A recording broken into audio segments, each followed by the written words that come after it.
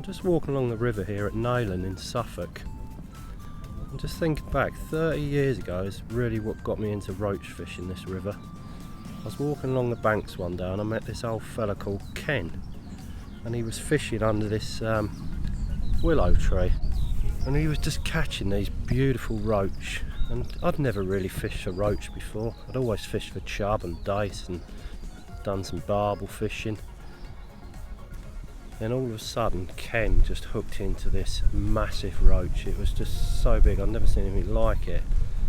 And I sat with him there and we put it on the scales. I think it weighed 2.3 or 2.4, I can't exactly remember the figures, but it was over £2. And that was it. I was just hooked on roach fishing after that.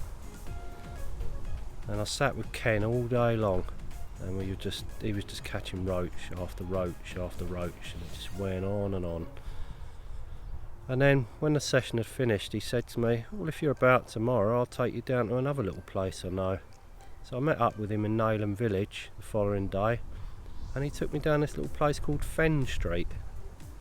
So we're walking along there. It's just there's lots of houses along there, lovely old cottages, and the river just runs along the side of them and out into a field.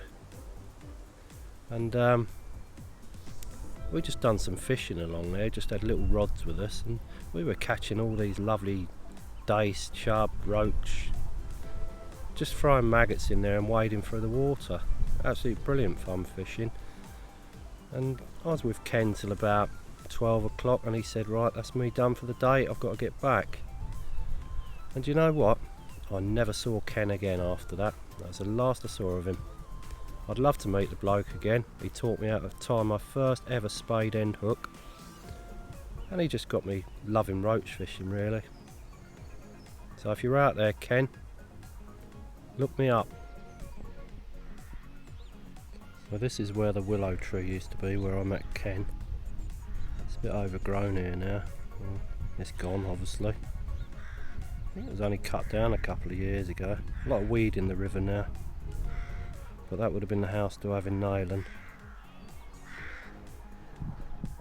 So I'm just walking up to Fen Street where I first met Ken, and he took me up this little side stream. And this is through the village of Neyland. Gorgeous place. As you can imagine, it didn't look much to me when I first walked up here. Couldn't see any river. Nice looking street though. I mean, come on, who wouldn't want to live here? Look at it.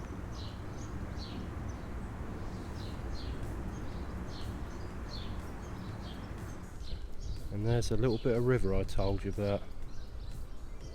Right outside people's houses, that. Just goes all the way up. There's little bridges go across it. So I'll walk you up to the end.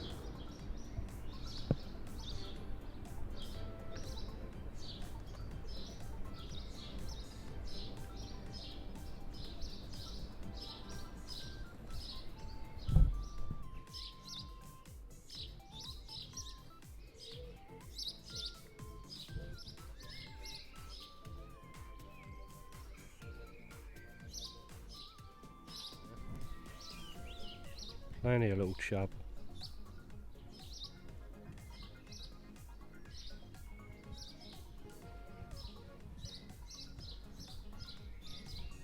But this is the stretch Ken used to take me. We used to get our wellies on and just walk through here.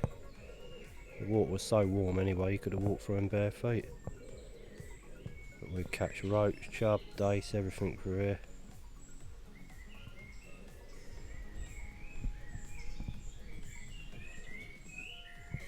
And this river just goes on and on further up until it comes out into the main Stour.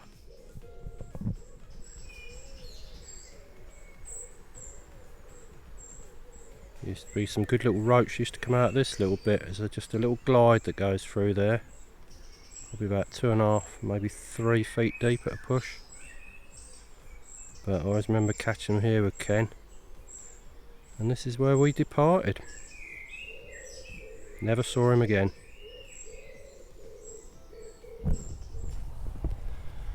So every day for weeks I would go down to Nayland and I would look for this Ken. And it went on weeks into months, even years. Never ever saw him again. I just don't know what happened to him. Maybe he died, I just don't know. And then one day I was browsing the internet and I saw this article on, I think it was called The Secret Angler, about all these big roach that were caught on the Hampshire Avon.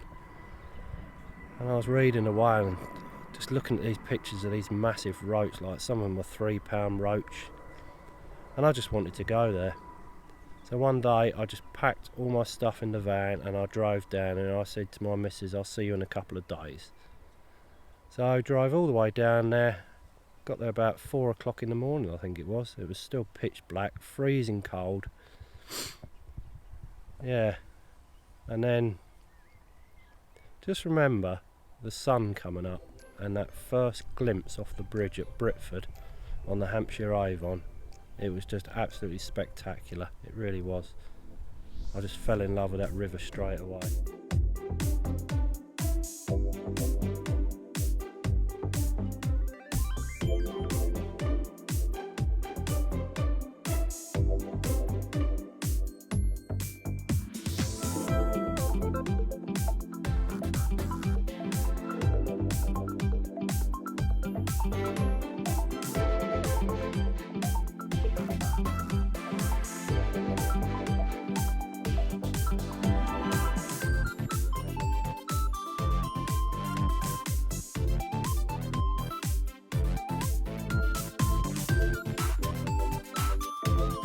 I wandered up the river, having a little look for a spot.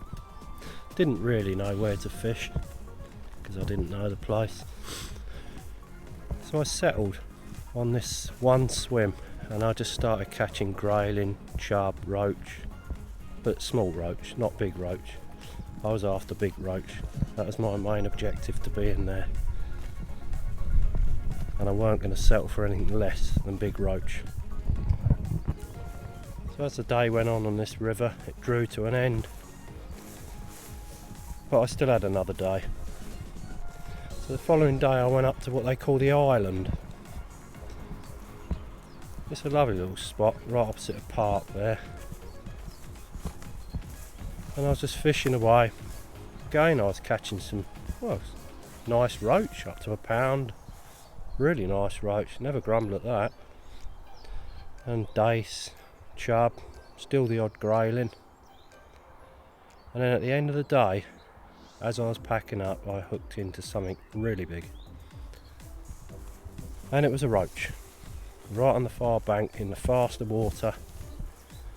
I got it up to the top onto the surface, and it was coming across the water, and my heart, I just remember my heart was beating so fast. My hands were shaking. I was trying not to pull the roach too hard, so I just kept coaxing it in, and then all of a sudden got it to the net and it came off, and it was the biggest roach I'd ever seen. Obviously I never weighed it, but you could tell just from looking at it, it was a 2 pound plus roach. It was massive, and I was so gutted. But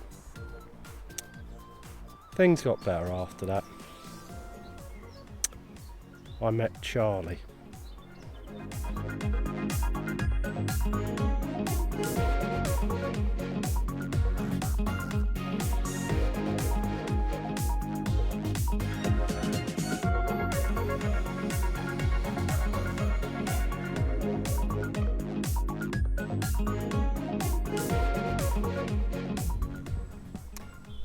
But what I didn't know about Charlie was, over the next 10 years, he was going to become my mentor. I'd heard about Charlie from other anglers on the banks. Everyone used to say how many big roach he's caught, and he would quite comfortably get £32 roach in a season. And I don't just mean in one season, I mean in every season. He just constantly caught big roach, and I was excited about meeting him. Then one day Charlie came up to me. I knew what he looked like, I knew it was him walking up, just didn't know what to say to him. And he just come up to me and said, "Alright boy, how you getting on?" Always remember that. So now I'd met Charlie, straight away he started putting a few things right for me, like my rigs, my float, how I was putting it through the river. I really appreciated that. He stood there for about half an hour with me, and that was it. Didn't see him again for the rest of the day. Then a few more trips down, Charlie kept coming up to me, helping me out, putting me right.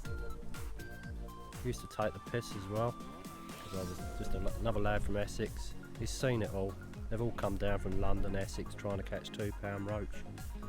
Most of them probably haven't succeeded, some have. But I hadn't yet. I still hadn't got that £2 roach. So over the years, I kept fishing with Charlie. He kept showing me new techniques. He taught me the art of hemp fishing, bread fishing, all of them. How to put a float through the river properly, how to fish far banks, how to cast. Just taught me the lot. I was in my element. I was catching better fish all the time, simply because of what he had showed me. And I always remember one day, I was fishing on the far bank and Charlie was standing behind me watching. And I hit a roach. I was holding the rod right up in the air, and the way I hit the roach, I could tell Charlie was quite impressed. I landed the roach, I looked round at him and he went, "That's good angling mate, that's good angling. Now you're an angler." I always remember them words. You just don't forget things like that. So over the last 10 years fishing with Charlie, I've had a few twos now. I had a £2.8 when I was last down with him. He had a £2.8 as well, and he had a 2.6 that day. I had another 2 that day as well, and they just keep coming now. It's great fun.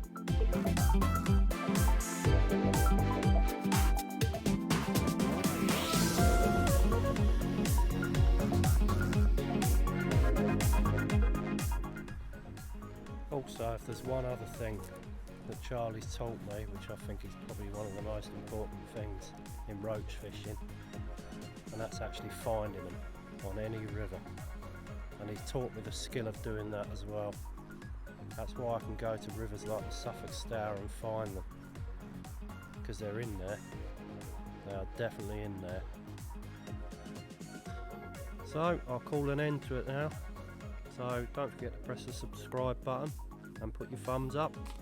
Thanks for watching.